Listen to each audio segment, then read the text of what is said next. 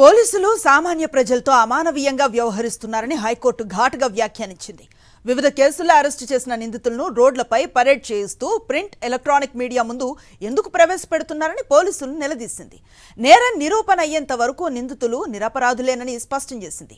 చట్ట నిబంధనలు పాటించాల్సిన బాధ్యత పోలీసులపై ఉందని తేల్చి చెప్పింది. చట్టానికి లోబడే పోలీసులు శాంతి భద్రతలను కాపాడాల్సి ఉంటుందని చెప్పింది.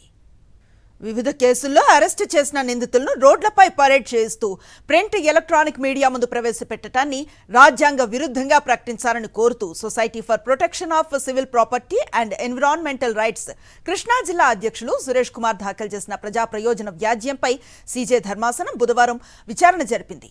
నిందితులను పరేడ్ చేయిస్తున్న వ్యవహారంలో రాష్ట్ర ప్రభుత్వానికి డీజీపీ, గుంటూరు, కృష్ణా, తూర్పుగోదావరి జిల్లాల ఎస్పీలకు నోటీసులు జారీ చేసింది. పూర్తి వివరాలతో కౌంటర్లు దాఖలు చేయాలని వీరిని ఆదేశించింది. పిటిషనర్ తరఫు న్యాయవాది జడ శ్రవణ్ కుమార్ వాదనలు వినిపిస్తూ నిందితులను రోడ్లపై పరేడ్ చేయించడం ఇటీవలి కాలంలో పెరిగిపోయిందని, ఇలా పరేడ్ చేయించి మీడియా ముందు ప్రవేశపెట్టడం సుప్రీంకోర్టు, హైకోర్టు తీర్పులకు విరుద్ధమని తెలిపారు. ఇలా చేయటం ఓ రకంగా నేరం చేశారని తీర్పునిచ్చేయటమేనన్నారు. వాస్తవానికి నేరం చేశారా లేదా అన్న తేల్చాల్సింది న్యాయ వ్యవస్థ మాత్రమేనని, అయితే రాష్ట్రంలో పోలీసులే న్యాయ నిర్ణేతల్లా వ్యవహరిస్తున్నారని కోర్టు దృష్టికి తీసుకొచ్చారు. నేరారోపణ ఉన్న ప్రతి వ్యక్తి దోషి కాదని, అలాంటప్పుడు వారిని రోడ్లపై పరేడ్ చేయించడం వారి హక్కులను హరించడమే అవుతుందని ఆయన పేర్కొన్నారు. అయితే జడ శ్రవణ్ వాదనలతో ఏకీభవించిన న్యాయస్థానం ప్రభుత్వానికి నోటీసులు జారీ చేస్తూ కౌంటర్లు దాఖలకు ఆదేశాలిచ్చింది. పూర్తి సమాచారం అందిస్తారు మా కరెస్పాండెంట్ రవీందర్. హైకోర్టు తీర్పును ఎట్లా చూడొచ్చు? ఈ రీసెంట్గా జరిగిన ఇష్యూస్ పైన ఈ స్టేట్మెంట్ని ఎట్లా స్వాగతించవచ్చు?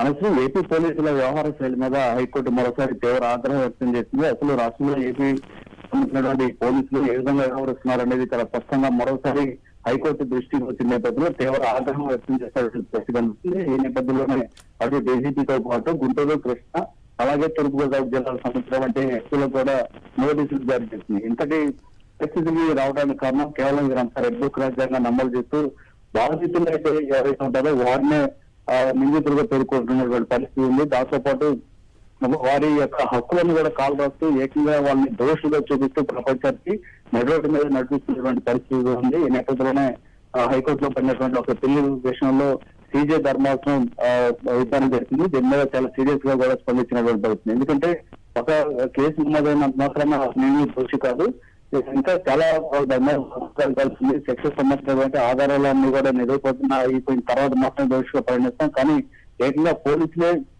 ముందుగానే శిక్షలు కూడా వేసేస్తున్నారు, నడిరోడ్డు మీద నడిపిస్తున్నారు. ఇది ఎక్కడి దారుణం అంటూ కూడా హైకోర్టు ఆగ్రహం వ్యక్తం చేసింది. ఈ నేపథ్యంలో ఇటీవల మనం చూసాం, తెనాలిలో అయితే అత్యంత దారుణంగా 3 యువకులను నడి రోడ్డు మీద పడేసి లాఠీలతో చెదురు బాధినటువంటి పరిస్థితి దగ్గర నుంచి తూర్పుగోదావరి జిల్లా నల్లజర్లో అయితే అత్యంత దారుణంగా ఒక యువకుడిని కొట్టి నడి రోడ్డు మీద నడిపించుకుంటూ పోవడం వరకు అనేక ఇష్యూస్ వర్షంలో జరుగుతున్నటువంటి పరిస్థితి నేపథ్యంలో ఇవన్నీ కూడా హైకోర్టు దృష్టికి వచ్చాయి. అందుకే సీజే ధర్మాసనం చాలా సీరియస్ గా ఏపీ పోలీసులు అధికారులకు వార్నింగ్ ఇచ్చింది. మిగతా ఎలాంటి జరిగితే సహించే లేదని చెప్తూనే ఇప్పుడు జరిగినటువంటి ఘటనలన్నిటి కూడా సమాధానం చెప్పాలంటూ నోటీసులు కూడా జారీ చేసింది. Right, thank you Ravinder.